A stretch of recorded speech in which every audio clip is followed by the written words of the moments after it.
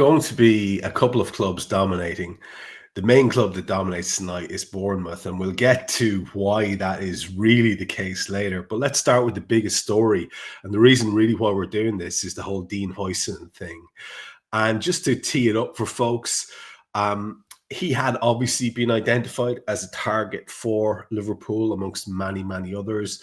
Arsenal were in the mix as well, Chelsea in the mix, and that's going to become relevant as we go along. And we know from the chit chat we'd heard that he himself was really hoping for a Real Madrid move. There are all sorts of different connections and twists and turns. I don't even know where to start except maybe just to tee it up and talk about how Liverpool's connection is both strong and tentative at the same time, and where those connections are coming from. So let's just let you run on this one, Dave, and I'll just poke in every so often if there's stuff I think we can fill out a bit for the folks. Yeah, makes sense. We have to draw the line from what's happened before and what's accelerated massively and come out today. So just sort of going back, as we mentioned on this show, clearly a target for Liverpool. David Ornstein, various journos said exact clubs that you mentioned in the mix. Chelsea as well, which we'll link to. Arsenal, Newcastle, although it does seem there was always Newcastle were kind of mentioned as honourable runners, and I don't really think they're in the mix, but they were mentioned, it's fair to say. Clubs had made their pitch, as we knew, to Huijsen, and we said on this show, our info was we tried hard. We really wanted this kid. Van Dijk had done the FaceTime phone call, all that type of stuff. Liverpool wanted to bring him. It was also interwoven with, we were excited about this one, weren't we, Trev, if we could get it done, but not at the expense of Ibu Konate moving. We definitely didn't want a one-in, one-out scenario. This was a reinforcement rather than a change. So that is coming into the mix. Others have clearly started to make their move and made a real strong move. And that kind of brings us up to the craziness of where we are today. And just, I don't know what you'd say in the last 12 hours, just the info that spilled out or things that are coming and what we've been chasing. It does seem like things are just happening fast with this. Everyone wants a resolution as quickly as possible. And can we start driving this bus now towards where the origins of these stories and the connections to the clubs are particularly strong? Because this is where we get into the soap opera aspect of it. There are characters, they have different motivations, and the central character is sort of apparently being pulled between these various sort of influences. So maybe could you lay out that story and where these this information is coming from via your various sources? Yeah, because I think it's easy to confuse it all because there's so much come out today. Who said what, where it's coming from, etc. So the first place to start is Lewis Steele, been on Media Matters, Patch Journo, know him very well. And his literal story that he came out, as you can hopefully see on the screen there, folks, was that Liverpool and Chelsea are in a battle for Dean Huijsen. They're the two. Various other things he's mentioned, which we'll come on to later as well. But Lewis saying that his info was that Chelsea were the front runners, but not to rule Liverpool out. That was, that's what's in the article there. Also mentioning that if Liverpool didn't have any joy with Dean Huijsen, Jared Branthwaite was another player they were looking at. So that was in the mix. That was from that article. Feels like Perry Mason, this, doesn't it? Exhibit A, we'll call it that one. Then, Trev, literally, and make sure I've got the right one here. Here it is, the transfer notebook. So Alex Crook, who works for TalkSport, a lot of people will know that, well connected with Bournemouth, gets a lot of stories from there. And it's kind of in the middle of many things, but just in case you want to read it, folks, Blues moves in that article. And he mentions Dean Huijsen and fierce competition. However, as that line says there, if I highlight it, the centre-back is believed to favour a move to Anfield or the Emirates. So you're kind of already starting to get that. Which one is it? Where's he favouring? Where's he going? Just from, all the things we're seeing there. Then the third journalist to really call out, Matt Law. Now, Matt Law, well-known journalist, works for The Telegraph. well connected and well known at Chelsea as well, runs Chelsea stories. So I know people will say that's a factor. Yeah, absolutely. That comes into the mix. But as he mentions there, and you can see from his tweet, Chelsea are the favourites to land Dean Huijsen. And I mean, just as you know from the screenshots and chasing around, will people say Chelsea are favourites? Yes. Will people say Liverpool are favourites? Yes. Will people say if Real come in, forget it for everyone in England? Yes. There's just, as you can see there clearly with all them exhibits, Trev, no one's quite sure, but Chelsea or Liverpool seem to be the front runners, don't they? According to everyone, for Liverpool. It's just which one's favourite, which one's closest. It may almost be a case of which journo do you want to steer into? And the journal is one thing, and you can, like anything in life, put your trust where you wish, and all the best to you with that if you're an all-in believer. We on this show tend to be a little bit more circumspect and assume that most people are trying to do the best job they can with the info they have, but we stay a little bit agnostic in terms of going all in on anyone as a guru. But the story is really complicated or fleshed out when you start to understand where the influences on the player are coming from. And that's what makes this particularly interesting. I'm not sure how much you want to go into this because I know we've talked about bits and bobs you've heard. Can you get into any detail on that as to where the various push and pull factors may be coming from? Yeah, I think it's sometimes easier just to lay it all out rather than try and be cloak and dagger from what we found. So probably there's advisors, there's parents, there's all sorts of things going on in this mix. And you know I love a good biblical reference, Trev. The Bible says, honor thy father. Remember that, young Dino. Remember that at the end of the day. So what are we talking about? Well, the first character up, some may have heard the name or seen it on social media, Ali Barat. And I think I'm getting that name wrong. I could well be pronouncing it wrong. But an advisor for the Huijsen family, the player and Papa Huijsen as well, helping guide him and Dean's career. Why are we mentioning that character? Some may have seen it. A lot of connections with Chelsea. An awful lot of connections with Chelsea, especially in terms of deals done. Players that have gone there, even like Caicedo's been mentioned and referenced, quite a few of their transfers. But also, and I'm probably pronouncing this name wrong, well intertwined in a business level with Bagali, one of the Chelsea owners, Sweeney Todd's partner, as it were. So if you think about just that on the level, he will be, of course, he'll be encouraging Dean Huijsen to go to Chelsea because he'll know there's a fat bag of cash coming to him, won't he, if he does that and keeps that business relationship sweet. There's obvious interest there as well, Trevor. A little bit of extra on that, they're even finding out in the last couple of hours. Chelsea are known in media circles to massage their wage release figures. You know, some people have you believe that Reece James is the highest earner and he's only on 200 grand a week, and that Caicedo only signed for about 125, 150 to go there ahead of us. Like, there's a reason this club makes £1 billion operating loss. Yeah. And it's not paying people in chalk ices, moon pies, and penny whistles, is it? It's big wages, it's big fees. So the info on that is if Dean does go to Chelsea, he will be handsomely rewarded. So for storyline's sake, we'll call that side the baddies because it's just easier. Yeah. On the good side, the one we like, we kind of said the other day, he could be a bit loud, Papa Huijsen, and he was making comments a bit like Papa Diaz and Papa McAllister, and we don't always like the loud dads that way, but could well be crucial for us in this because all the info that we've got from digging, and as you know, you've seen it all, Papa Huijsen sees Dean, if he's staying in the Premier League, Liverpool is his best avenue in terms of the project and how he will be developed there.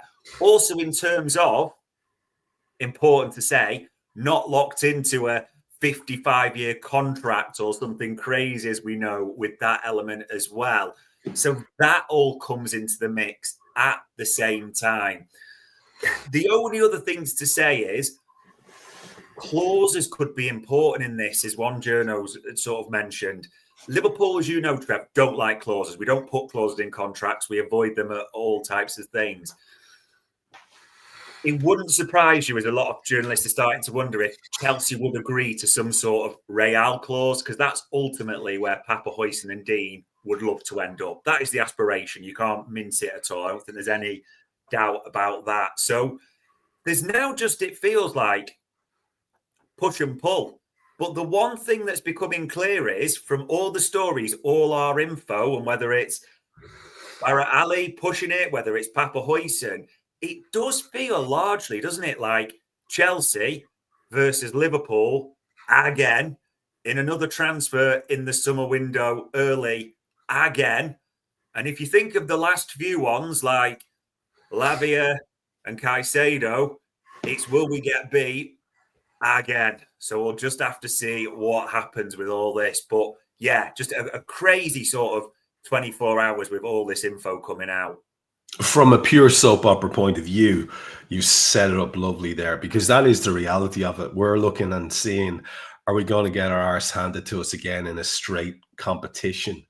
But of course, there's a couple of complicating factors, and Mike there in the chat has mentioned something that we spoke about on, I think, the last 2 or 3 shows, which is that the Ibou Konate situation is complicating everything. That's just a given. You and I are both of the opinion we'd like this ideal world where we get someone like Huijsen and Konate stays. That's the sort of reality going forward that we'd like to see. Yeah. But there is another little, if Chelsea are the bad guys, then there's the absolute dark empire that is Real looming around in the background as well. And I saw this today. You can dismiss this out of hand, but I think Dave was reacting to it on Twitter. Someone was talking about how Huijsen himself was liking the idea of, they were saying, Chelsea as a kind of, let's go here for a while and then I can get to Real, because the conception was he's a bit young to go to Real just yet. I find this hilarious, because if that was the case, if I'm Dean Huijsen, I'm going to actually be leaning towards Newcastle, or somewhere where I think I'm going to get my start for sure. Yeah, because he can't guarantee a start ahead of Ibou Konate if Ibou Konate stays.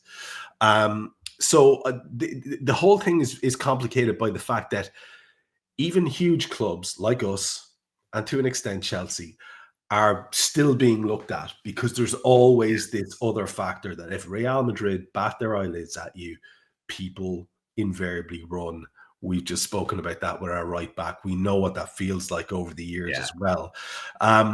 It is a very strong, complicating factor in this, isn't it?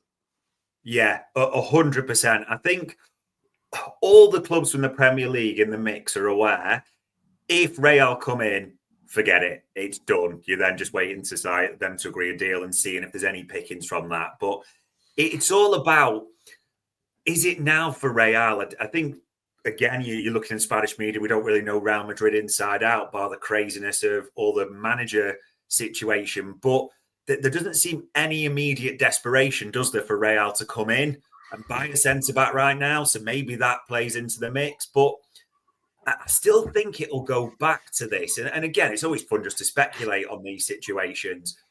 The Huijsen camp will be saying to both clubs, and probably any club, like you said, would you give us a Real clause? That'll be in the discussion, like, would you give us a Real clause? I think the big thing is for us, I think we'd be no. That's not the way we do things. There might be a quiet agreement, but there's no way it's going in a contract that way for us. I think Chelsea would, though, Trev. I've got to be honest, because of the way they operate, that type of thing. I do think if they knew he was leaning towards Liverpool, that would be a concession that they make personally. We'll have to see. But we kind of hope Real don't come in at all, because we're just all sick of Real, and they're going to ruin the drama, aren't they, a little bit, where he's going in the Premier League. But ultimately, if it's worst case scenario for us, at least if we're going to get beat in the transfer window, let's get beat by Chelsea before it even starts, and we can just get that out the way from the summer and crack on for there. But this is honestly, like, it's just so hard to know what's going to happen. Your own personal feel on this, because we're looking at these stories developing every day, and like you say, our WhatsApp thread between the two of us is like a sort of a dumpster fire of information constantly, and us reacting to it.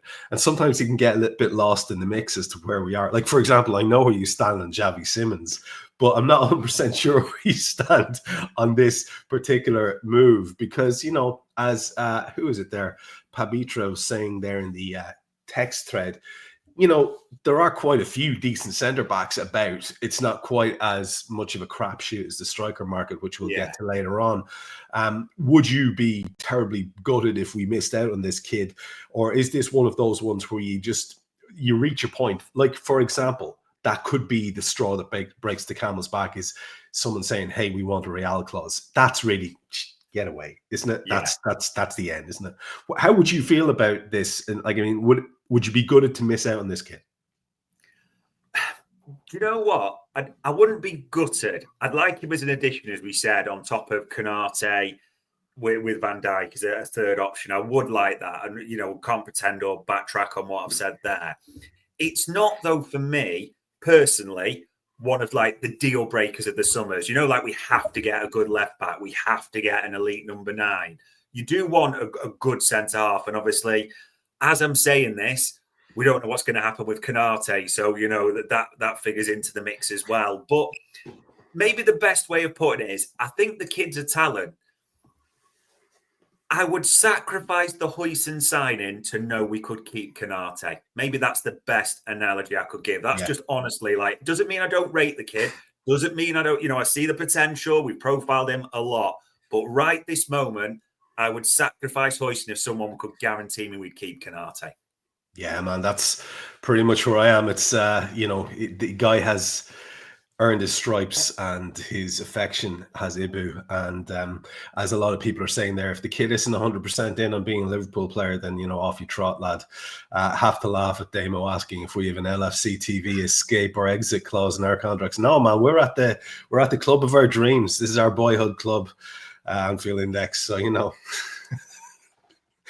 take what you will from that. Let's move it along, because we aren't finished with Bournemouth by a long shot, but there are other bits and bobs going around here. And just to finish that, as you say, it is all about what information you choose to believe is absolutely the correct one. All of those factors that we mentioned, the father's influence, the agent's influence, the Egbali link, all of those things are there. And they are all factors, as is the Real Madrid big push in the background. So we take what we can from it. But best to know about all of that information while you're trying to make up your mind about the whole thing. And meanwhile, we go back to Bournemouth. And this time we're going back to an old topic of conversation, the one that won't go away. The other guy in your little and the little mock-up there by AI in the lovely Liverpool Adidas kit, young Kerkez. Now, there's a slightly different angle on this as well, because it appears as though the owner of both of those footballers has a little bit of an interest in at least 3 Reds. Now we start to get cooking with gas. Now things look like there could be all sorts. We know Todd Bowley loves a horse trade. He loves a horse trade. And there could be some, I'll give you that and an orange until Easter. And then we've got a deal. Have we got a deal? And spitting on the paw. Let's talk this through. Tell us who it is that Bournemouth are interested in and how that may or may not affect the Kerkez thing. This has the potential to be absolutely brilliant this summer. Not since the days of Harry Redknapp and his wheeler dealing have we seen these types of links with Bournemouth, Trev. And could you imagine if this summer, with all these links, if we got Richard Hughes in his Range Rover with his window down, arm leaning out the car, talking about like moves, and it's got all the sort of characteristics in this. So, I mean, the world and his wife knows about Milos Kerkez and Liverpool's interest. I don't think that's any doubt at all. But as Lewis Steele also mentioned in his column today, Kerkez seems more clear. He phrased it, the top target for Liverpool.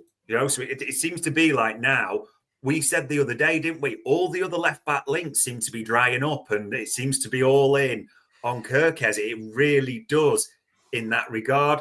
Others have tweeted today about Liverpool being the front runners. It's unlikely Manchester City are going to make a move at this stage. Now, to expand on this even further, Trev, from sort of chasing it, because the stories about Real are in the mix and Manchester City in the mix. When you speak to different journos on this, they're saying nonsense. It's just talk to kind of drum up a bit of like, prize competition. That Real are absolutely not in the mix for Milos Kerkez. They've got Alaba. They've got Ferland Mendy, who they've renewed. Milos Kerkez is not going to Real Madrid. Also, we've talked about Manchester City and how they're looking at ones like Destiny Udogie and other. Milos Kerkez is not going to be going to Manchester City. So all that just feels, as a lot of journalists suggest, like you can place stories, can't you, to help a price and get a negotiation that you want. So I love this. The game is absolutely afoot with this one. And then there's 2 characters on the screen there. There should be 5 characters on the screen because, as Lewis Steele mentioned there, with Bournemouth interested in Liverpool stars in return,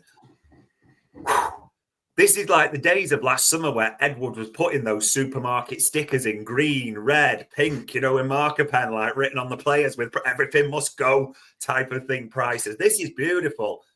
Get into the mix, Caoimhin Kelleher. Get into the mix, Harvey Elliott. Get into the mix, Ben Doak.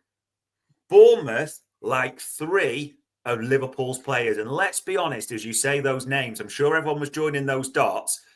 Liverpool would sell all of those, wouldn't they? They would absolutely sell all of those for the right price. With all the 3 of those left, it would not remotely surprise you whatsoever. So, like you said back at the start, this absolutely has the potential to be like player trades, swaps, all those types of things. And I've just got to pick up one comment in the chat panel because I love the madness of the chat panel, as we know. But K-Mac, when you're saying it's top target for left back, not forward, ! As we've told you the last few weeks, priority targets, mandatory positions we want to fill are left back and centre forward. So I don't know why the exclamation mark, but the drama is just afoot on the screen in the chat panel. Player trades could be something we are steering right into. When you think about the names you've mentioned, and people will have their own emotional attachments to players, and they will get very extreme in how they express those emotions. So-and-so is the best. So-and-so is not that good. I've even seen, I can't remember where it was. It's moving too quick. Someone said, hey, Konate is not that good. Relax. So, yeah. I mean, when you have that extreme of opinion where some people reckon it's the best thing ever, some people reckon I'm not that arsed, you're going to have an awful lot of conflict there. But if we're being perfectly honest and just take a step back for the sake of what this show is, which is the transfer show, which analyzes things in a sort of detached fashion without us trying to impact our own emotions with players, you can see each one of those guys playing for Bournemouth. You can see how Caoimhin Kelleher would welcome the chance to be a Premier League regular starter. You can see how Harvey Elliott would have the exact same feeling, and both will be thinking, well, this will do my international career the world of good as well. Yeah. And of course, Ben Doak is still very much, I'm not 100% sure where Ben Doak will make it or not. Maybe he will. Maybe he's on his way to being someone that will really regret letting go, as are the other 2, if that were to happen. But you can see all 3 of them doing bits in a Bournemouth jersey. So all of a sudden, this is not as fanciful as it seems. This now starts to look like, oh, this is how we get around the monster fee that they're talking about for Kerkez and make ourselves and everybody else not look like we've overpaid for a kid at left back who is, granted good, but only a season and a half of track record. So look, there's a lot going on there, man. And it's very, very interesting from the perspective of this show. Again, make a call on it yourself, just for the sake of where you'd like to land on this or what you think. I can see at least two of those three. Like, you could see Elliott and Kelleher being good money makers for us. Whether or not people would be, I'm trying to do a car deal as we speak, right? And whether or not you want to sink your money into a sort of a horse trade thing where a lot of the money can get lost in that. Sometimes it's for the good, sometimes it's for the bad. It's all about the equity in the deal. So when you look at that, you look at Kelleher, you look at Harvey Elliott. Yeah. On the face of it, they could be our two of our biggest potential sources of revenue alongside Darwin and Diaz. Would you think there'd be sense? Would it make logical sense to see both of them go to a club in some sort of part exchange? Would that be, because it's going to come down to bottom line for our guys, you know that. Yeah, 100%. And we know it's Edwards in charge of sales. He's been sorting that. So, you know, it's the guy you want at the helm, isn't it, for that type of thing. I think Kelleher is the perfect one in this because the year left on the deal, doesn't want to be there. The club are happy to sell, you know, wants to be number one. Plus, Bournemouth have got Kepa on loan from Chelsea, haven't they, as their current number ones. They're going to want a permanent deal. And actually, I suspect they could probably pay less for Kelleher than Kepa would cost to keep him permanent in that regard. So that's the one for me that I think that could really work for both parties. It's interesting they like Harvey Elliott.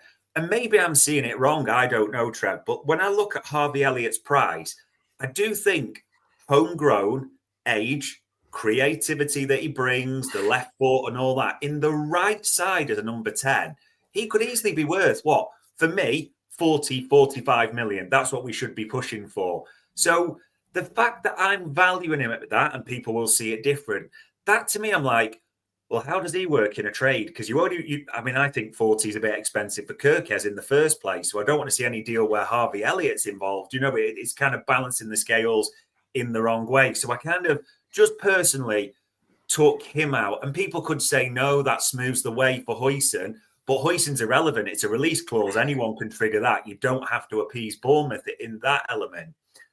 The third one is Ben Doak. Liverpool would absolutely sell Ben Doak. They tried to do it. They looked at it in January, didn't they? They turned bids down from Ipswich, Palace. They just didn't get near what that was, what it was wanted. I think they put it as 25. I think Ipswich came in at like 17, 16 and a half from Palace, that type of thing. So you fully expect that to be revisited again. And like you said, I just don't think that Ben Doak has a future at Liverpool. Does it make him a bad player? Just the standard to be in our front line is that high, and I don't think he's going to get the minutes. So that could be the other one. Maybe if it suits all parties and you think Semenyo could move on from Bournemouth, that's an option as well, you know, for that in the same time. But Doak I could see, Kelleher I could see, Elliott doesn't really make any sense to me, that one. No, but, you know, everything's in the mix, as you say, and it's, you know, people have, like I say, very strong feelings about players that they want to see staying or going, and that's always going to be the way. We're just saying what we're hearing is up for grabs are those three, and what's of interest to Bournemouth, what we're hearing are those three.